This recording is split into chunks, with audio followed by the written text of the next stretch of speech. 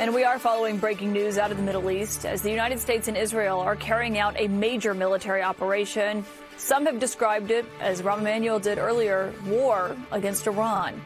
Iran has already hit back with a wave of retaliatory attacks against countries with United States military bases and U.S. forces there.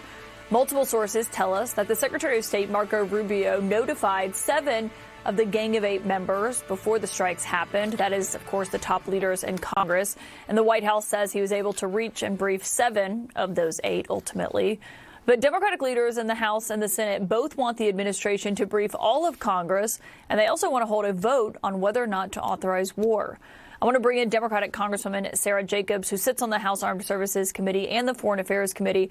And thank you for being here. First off, when it comes to this, we've heard from some of your colleagues who say there should be a yes or no vote on this in Congress as soon as possible. Do you agree? I absolutely agree. And I actually think that Speaker Johnson should call the House back into session immediately. We should all come back to D.C. We should get briefed, and we should have a war powers resolution vote, because even the president himself has called this war. I think this is one of, if not the biggest blunder in American foreign policy. This is going to have huge ramifications, and it should not be up to the whims of the president. The Constitution is very clear. Congress is the only one who gets to declare war and peace. The president posted an 8-minute video overnight, basically laying out what exactly he hopes to achieve here. Do you want to hear from the president more? Do you want to hear from him at all today, now that this is actually playing out, as to what exactly his vision is for what happens next in Iran? Yeah, absolutely. Look, I represent San Diego, the biggest military community in the country, as you know, Caitlin, and my constituents are literally the ones who are paying the price when we go to war.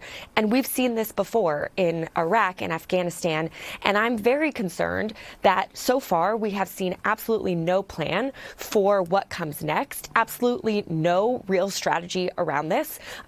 We know that the U.S. actually is very bad at military adventurism in the Middle East. We're very bad at regime change and at predicting what trying to do regime change will lead to. And we don't even have to look to other countries, right? Like, it's the U.S.'s own history of the CIA coup in Iran in the 50s that is in part what led us to this very brutal Iranian regime today.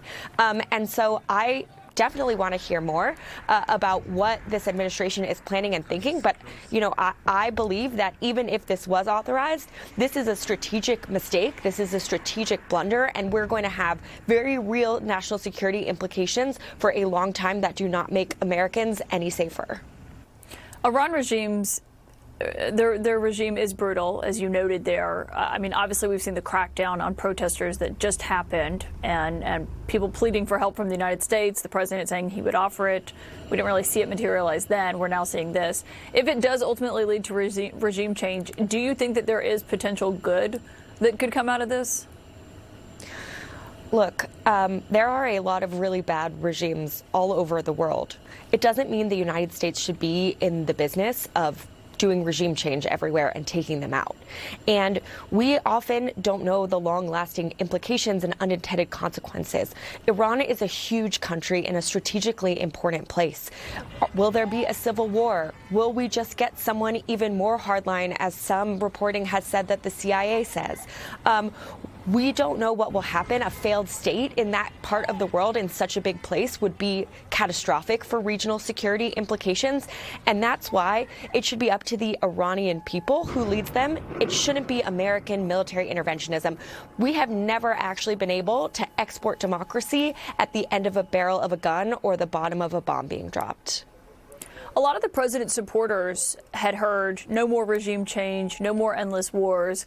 The vice president, J.D. Vance, I asked him about this and what exactly the argument was here, given they said 7 months ago that they had obliterated Iran's nuclear arsenal. I just asked him this week, what he would say to the American people who might want to know why what is happening is happening.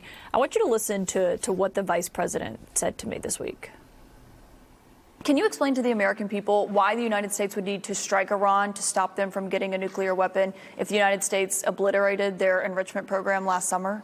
Well, I'm not going to make any news on Iran today, Caitlin. I'll let the president make those announcements. As you know, he is sending 2 of his best negotiators to Geneva tomorrow in order to continue to try to strike the best deal possible for the American people. But the principle is very simple. Iran cannot have a nuclear weapon. If they try to rebuild the nuclear weapon, that causes problems for us. And in fact, we've seen evidence that they have tried to do exactly that. So the president sending those negotiators to try to address that problem, as the president has said repeatedly, he wants to address that problem diplomatically, but of course the president has other options as well. Congresswoman, do you understand how the United States can go from having obliterated Iran's nuclear program, as the White House insisted last summer, to now saying that part of the justification for these strikes is to ensure that they cannot have a nuclear weapon? I think this just goes to show how completely incoherent their strategy is, or lack thereof.